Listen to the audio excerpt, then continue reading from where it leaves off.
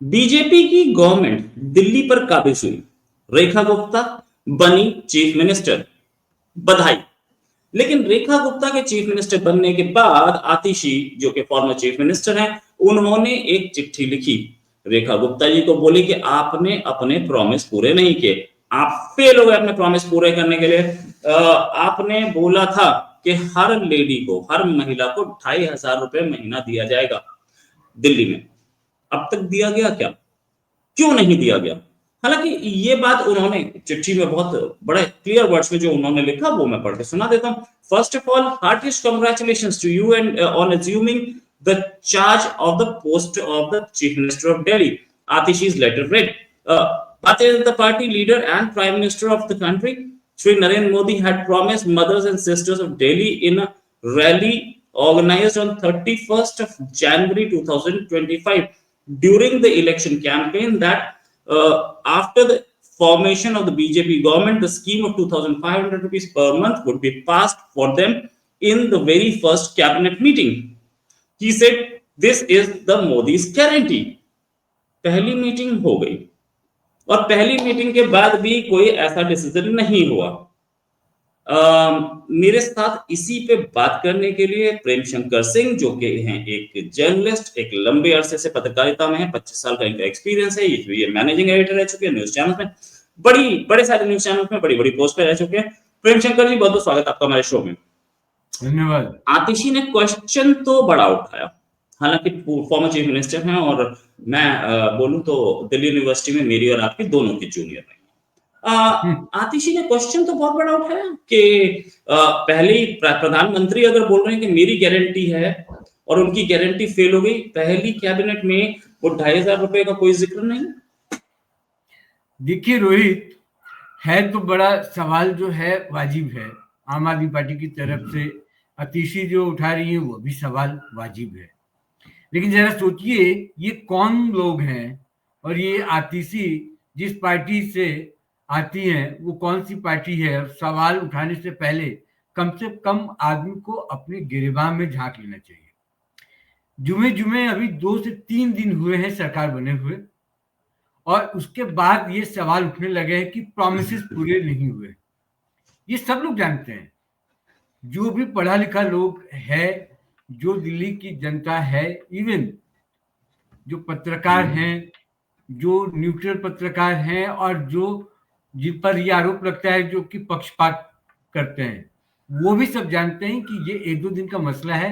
ये फैसला तो होना ही है और ये हक जो है महिलाओं का वो मिल जाना है। दरअसल आतिशी के बारे में मैं आपको बता दूं, आपको सुनकर आश्चर्य होगा, लेकिन ये पार्टी को, आम आदमी पार्टी को हाईजेक करना चाहती है। हाईजेक इसलिए करना चाहती हैं क्योंकि एक इकलौता ये बड़ी नेताओं में शुमार आम आदमी पार्टी में वो जीत कर आई है, बाकी लोग हार गए। तो ये चाहती हैं कि मैं लीड करूं पार्टी को, क्योंकि अरविंद केजरीवाल, मनीष सिसोदिया जैसे लोग अब बोलने की स्थिति में है नहीं। और आप देख रहे होंगे कि कैसे ये कोप भवन में घुसे हुए हैं, तो ये कमान लेना चाहती हैं। दूसरी सबसे बड़ी बात है कि 25 तारीख को सीएजी की रिपोर्ट पेश होनी है। इनको पता है कि सीएजी रिपोर्ट पेश हो जाने के बाद जो आंकड़े सामने आएंगे और जो घोटाले सामने आएंगे, जो भ्रष्टाचार का जो खड़ा है जो इन्होंने भर रखा है, जब वो फूटेगा तो इनके पास कहने के लिए कुछ होगा नहीं। तो ये 2-3 दिन का समय है इनके पास, और उन समयों का ये सदुपयोग करना चाहती हैं आतिशी, और इसलिए वो अलग कर रही है क्योंकि अभी पहला कैबिनेट हुआ है। मैं आपको बता रहा हूं, आश्वस्त कर रहा हूं, मेरे पास पुख्ता जानकारी है कि कैबिनेट के बैठक में 2 फैसले उस दिन लिए गए। एक तो सीएजी रिपोर्ट को लेकर और दूसरा जो आयुष्मान योजना की बात थी, ये दोनों लिए गए। और ये महिला सम्मान निधि की जो बात है उस पर पूरी चर्चा हो चुकी है। स्ट्रेटेजिकली एक योजना के तहत इन्होंने इसको अभी लागू नहीं किया, क्योंकि इनको पता है कि सीएजी रिपोर्ट एक बार आ जाए, उसमें क्या क्या निकल कर आता है, उसके बाद इनको फैसला सुनाने में या आदेश देने में कोई वक्त नहीं लगेगा। क्योंकि आपको याद होगा कि प्रधानमंत्री ने कहा तो जरूर था या हमने आपने सुना था, इस बात को आप झूठा नहीं साबित कर सकते कि पहले कैबिनेट में इसको लाना है और लागू करने की बात कहनी है। लेकिन साथ में ये भी कहा था कि 8 तारीख के पहले, जो अंतर्राष्ट्रीय महिला दिवस है, उसके पहले इन्होंने कहा था कि आपके खाते में राशि पहुंच जाएगी। तो मुझे लगता है कि जो पीएम ने वादा किया है और जो दिल्ली की जनता से जो भारतीय जनता पार्टी ने जो वादा किया है, वो रेखा गुप्ता के नेतृत्व में पूरा हो जाएगा, बहुत जल्दी हो जाएगा। इंतजार कीजिए, सीएजी की रिपोर्ट पेश हो जाने दीजिए, उसके बाद ये हो जाएगा। और ये पार्टी हाईजैक करने वाली मैंने एक बात की थी, थोड़ा मैं इस पर आता हूं, आपको बताऊंगा तो आपको आश्चर्य होगा। देखिए, अभी पार्टी में बड़ा जबरदस्त क्राइसिस है। वही पार्टी में भी कोई नेता नहीं है जिसके दामन में दाग न लगा हो। 2 नेता आपके सामने, गोपाल राय और आतिशी। अब इन दोनों में से किसी एक नेता को एलओपी बनना है, ये भी अभी तय नहीं है, ये अभी तय नहीं कर पाए हैं। यहाँ पर मुख्यमंत्री बनने में 2 या 4 दिन की देरी क्या हुई, इन्होंने सवाल पर सवाल हो हल्ला करना शुरू कर दिया था। लेकिन 10 अभी दिन की तक 10 दिन की 10 दिन की देरी, मैं 4 दिन नहीं बोलूंगा, 10 दिन से ज्यादा की देरी थी। 20 तारीख को हुआ ना शपथ, 8 तारीख को इलेक्शन आ गया था। नहीं, 12 दिन की मैं देरी, माफी चाहूंगा। 2 से 4 इसका टेक्निकली जो पहलू है वो हाँ, समझिए ना। चलिए ठीक 2-4 है। दिन मैं क्यों कह रहा हूँ सुनिए। पीएम बाहर चले गए थे, वो फ्रांस और अमेरिका के दौरे पर थे, उसके बाद कहा गया था फैसला होगा, और उनके आने के बाद 20 तारीख को शपथ ग्रहण हो गया। तो कितने दिन हुए ये? 1 दिन आगे और पीछे आप जोड़ लीजिए। मैं जो कह रहा था हाईजैक वाला, तो एलओपी अभी तक तय नहीं हुआ है। अतिशी इस लड़ाई में है कि उनको एलओपी मिल जाए, वरना जो मैं कह रहा हूँ ना हाईजैक वाला, क्योंकि अभी चेहरा पार्टी के पास कोई है नहीं, और अतिशी जीत कर आई हुई चुनाव, बाकी सब दिग्गज हार गए। तो पार्टी में वन मैन शो वाला जो है, वो सोचिए, संजय सिंह भी देखिए आप मीडिया में कहीं नहीं है, चुनाव हारने के बाद संजय सिंह भी कहीं नहीं बोल रहे हैं। तो अतिशी चाह रही हैं कि वो एलओपी बन जाए और इस तरीके से गदर मचा कर रखें, इतना हो हल्ला करें, और ये पार्टी विरोध के लिए ही जानी जाती है। इनके साथ दिक्कत ये हो गई हुई, जो पार्टी धरना प्रदर्शन के लिए जानी जाती है, जो पार्टी सिर्फ विरोध करना जानती है, सत्ता में कभी रही नहीं। इनको सत्ता मिल गई, सत्ता मिली तो संभाल नहीं पाए, और जो काम की जिम्मेदारी इनको दी गई थी पूरा नहीं कर पाए, इसीलिए फेल हो गए। तो एक दिन की देरी भी इनके गले नहीं उतर रहा है, इसीलिए बीजेपी भी सवाल इनसे कर रही है कि अरे भैया, एक दिन पर तो आप सवाल कर रहे हैं, लेकिन अभी भी 3 साल से ज्यादा का वक्त हो गया। पंजाब में चुनाव भी हार गए दिल्ली में आप, लेकिन पंजाब में अभी तक आप 1000 रुपया नहीं दे सके। लेकिन मैं आपको बता रहा हूँ, वही थी, आपको भी अंदाजा होगा, आप भी लंबे समय से पत्रकारिता कर रहे हैं, कि ये जो वादे हैं बीजेपी की तरफ से, और जो मोदी ने वादा किया था, फर्स्ट प्रायोरिटी में है। ये आप आज से 25 तारीख 26 तारीख जोड़ से 2 से 3-4 दिनों में सब रोड मैप तैयार है। ये स्ट्रैटेजी के तहत इसको रोका गया है, और जैसी सीजी की रिपोर्ट आएगी ये लागू कर दिया जाएगा। देखिए, एक चीज तो माननी पड़ेगी कि क्योंकि आम आदमी पार्टी ने जो अनाउंसमेंट किया था कि हम तो 100 यूनिट बिजली फ्री देंगे, वो उन्होंने इंप्लीमेंट किया। मोहल्ला क्लिनिक उन्होंने इंप्लीमेंट किया, तो उनका हक बनता है पूछने का। क्या रेखा गुप्ता जी जो बनाई गई हैं, बहुत तगड़ा एक्सपीरियंस तो उनके पास है नहीं ना, पहले तो वो काउंसलर ही थी, सीधे चीफ मिनिस्टर बनाया कुछ इस तरीके से कि मतलब 3 गुना 4 गुना प्रमोशन देके, क्या वो मैनेज कर पाएंगे दिल्ली को? नहीं, सबसे पहले तो ये आप इस वो को भी आप दूर कर लीजिए भ्रम को, कि उनके पास एक्सपीरियंस नहीं है। एमसीडी चलाई है उन्होंने, और उन्होंने जो कहते हैं ना कहकहरा राजनीति की, वहां से शुरुआत की है। अखिल भारतीय विद्यार्थी परिषद का अध्यक्ष होना डूसू में, और आप खुद दिल्ली यूनिवर्सिटी के स्टूडेंट्स रहे हैं, किस तरह के चुनाव होते हैं यहाँ पर, और पूरे देश की नजर होती है दिल्ली के चुनाव पर। वहां पर अध्यक्ष पद जीत कर आना, और 1996 का जमाना आपको याद होगा, आप भी कॉलेज में थे, मैं भी उस जमाने में कॉलेज में ही था, कि किस तरीके से एनएसवाई से मुकाबला होता था। वहां से एक लड़की जीत कर आती है, और एमसीडी चलाने का अनुभव है, ये आप कैसे भूल रहे हैं। और जो लेडी एमसीडी चलाया हो, जो पार्षद रही हो, जो अखिल भारतीय विद्यार्थी परिषद की अध्यक्ष रही हो, बीजेपी में महिला मोर्चा की जो उपाध्यक्ष रही हो, तमाम ऐसे पद हैं जिसे उन्होंने संभाला है और किया है। और कोई माँ के पेट से सीख के तो आता नहीं है। पहली बार अरविंद केजरीवाल भी सीएम बने थे। उन्होंने जब दिल्ली चला ली तो रेखा गुप्ता भी दिल्ली चला लेंगे और उनके साथ तो पूरा डबल इंजन की सरकार है। मोदी और 20 राज्यों की, एक तो नहीं रोहित जी, 20 राज्यों के मुख्यमंत्रियों का साथ सपोर्ट रहेगा। कोई फंसने नहीं देगा रेखा गुप्ता को, खुद भी नहीं फंसेंगी और कोई फंसने भी नहीं देगा इनको। तो अनुभव की बात ना करें, प्रशासनिक अनुभव की बात ना करें, शानदार काम हो रहा है। देखिए ताबड़तोड़ 5 से 6 फैसले हो गए, सारे हक के फैसले हुए हैं। आज भी काम हो रहा है। आज भी प्रवेश वर्मा, आशीष सूद, तमाम जो मंत्री हैं वो सब मौके पर जाकर काम करना शुरू कर दिए हैं और ये फैसले लिए जा रहे हैं। हेल्थ मिनिस्ट्री से जो रिपोर्ट्स हैं वो मंगा लिए गए हैं। वहाँ पीडब्ल्यूडी कैसे काम हो रहे हैं उसके लिए प्रवेश वर्मा एक्टिव है, आशीष सूद एक्टिव है, तो काम हो रहे हैं।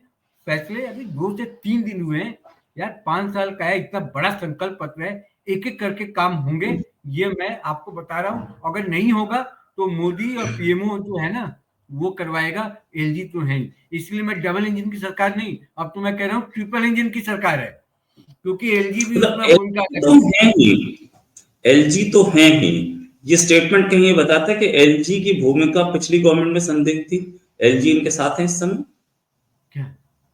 नहीं, मतलब एलजी एलजी हमेशा तो है। साथ होते हैं। देखिए एलजी हमेशा साथ होते हैं, होता है कि आपकी नीयत कैसी है। मैं फिर आपको याद दिला दूं, मैं फिर एक चीज आपको बताऊंगा ना तो फिर आपको लगेगा कि बात तो यार सही कह रहा है ये। कैसे? अरविंद केजरीवाल और इनकी सरकार जो थी वो क्या आरोप लगाती थी एलजी पर? यही आरोप लगाती थी ना, ये हमें काम करने नहीं देते जी, हमारी फाइल अटका देते हैं जी। तो आप सोचिए, जो भी समझदार व्यक्ति होगा और जो भी थोड़ी सी भी राजनीति की समझ रखता होगा, आप सड़क बनाने की फाइल अगर लेके जाते, यमुना साफ कराने की कोई फाइल लेकर जाते, और भी जो सुधार के कार्यक्रम थे, इनकी योजनाएं थी, अगर वो फाइल लेके जाते तो एलजी मना कर देते। लेकिन बंगला जो आपने बनाया उस पर आपने 70-80 करोड़ रुपए खर्च कर दिए, उसकी फाइल नहीं रोकी एलजी ने, यानी कि उसकी अनुमति आपको दे दी। यानी कि आपके जो मतलब का काम था, जैसे फ्री बिजली आपको देना था तो आपने दे दी, वहां एलजी ने कोई फाइल नहीं अटकाई। आपको फ्री पानी देना था, वहां एलजी ने आपके काम को नहीं रोका। लेकिन जहां पर जनता की जरूरत थी, जहां जनता के लिए काम करना था, वो फाइलें एलजी ने लटका दी, वो काम आपको नहीं करने दिया। क्या बात करते हैं आप, किसको बरगलाते हैं? दिल्ली है, राजधानी है ये, यहाँ पर वो तबका रहता है कि जो पढ़ा लिखा तबका है वो तो समझदार है ही, जो झुग्गी झोपड़ी में रहता है ना वो भी समझदार है। एक बार मौका दिया, 2 बार मौका दिया, तीसरी बार कान पकड़ के नीचे उतार दिया कुर्सी से कि तुम इस लायक नहीं हो, तुम झूठे हो, मक्कार हो। और आतिशी सिंह जो कर रही हैं वो पूरा सिनेरियो को समझिए। ये एक दिन अगर कैबिनेट के तरफ से ये फैसला या आदेश नहीं आया, जो वो पूरा हो हल्ला मचा रही है, सीधे सीधे इसका ये मतलब है जिस राजनीति के लिए आम आदमी पार्टी जानी जाती है वो यही कर रहे हैं, यही विरोध धरना प्रदर्शन करेंगे। न खुद इन्होंने 10 साल काम किया, न ये करने देंगे। इसी मंशा के साथ ये अगले 5 साल तक रहेंगे।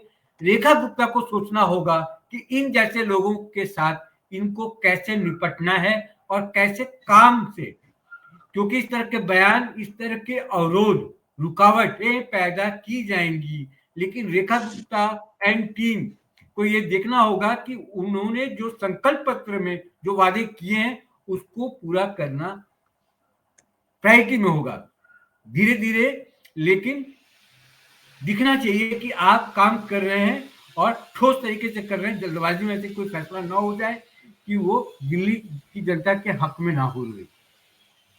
अच्छा, एक चीज और कि परवेश वर्मा भी हैं, मनिंदर सिंह सिरसा भी हैं और दूसरे लोग भी हैं, इतने एक्सपीरियंस्ड लोग कैबिनेट में बैठे हैं।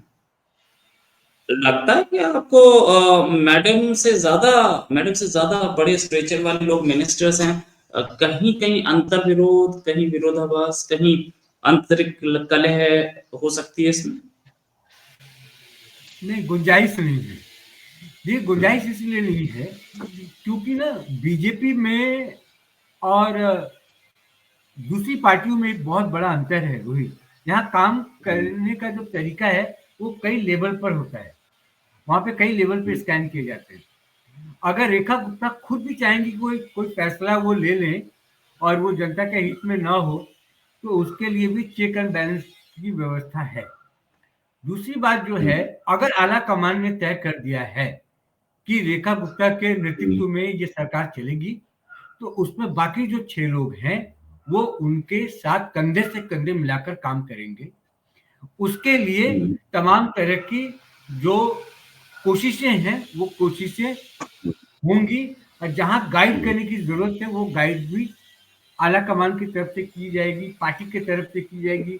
जो आपके प्रदेश अध्यक्ष होंगे वो करेंगे, जो प्रभारी हैं वो करेंगे, और हर मिनिस्ट्री पर एक और जो कहते हैं ना शैडो वो चलेगा उसके साथ, और हर मंत्रालय के कामकाज पर नजर जाएगी। और जो भी बड़े फैसले होंगे बिना तैयारी के, बिना मंत्रणा के, बिना बिना मीटिंग्स के, बिना परमिशन के वो लिए नहीं जाएंगे, कम से कम दिल्ली में, क्योंकि हाफ स्टेट है, आप हर कुछ सीधे कर भी नहीं सकते हैं। जो बुनियादी चीजें हैं जैसे गंदगी है, सफाई है, सड़क है, पानी है, वो काम तो आपको करना है, लेकिन जो बड़े फैसले होंगे वो फैसले मिलकर और कैबिनेट के जरिए वो आदेश पारित होंगे और सबकी सहमति होगी उसमें, और उसको स्कैन किया जाएगा पूरी तरीके से। और वो लेवल कितना ये बनाते हैं, लेकिन डबल इंजन तो कम से कम रोहित है ही ना।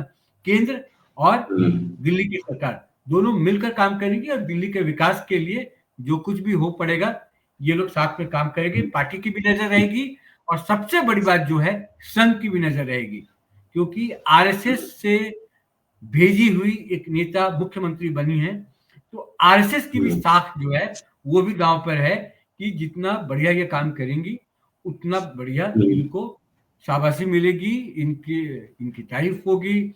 और मैं बार बार जब भी अभी दिल्ली की बात, चुनाव से लेकर अभी सरकार बनने तक और सरकार बनने के बाद जो काम हो रहे हैं उसको जब मैं एनालिसिस करता हूँ, जब चर्चा करता हूँ इसकी, तो मैं ये बताता हूँ कि बिहार चुनाव बहुत सामने है, और बिहार चुनाव के बाद फिर बंगाल चुनाव है।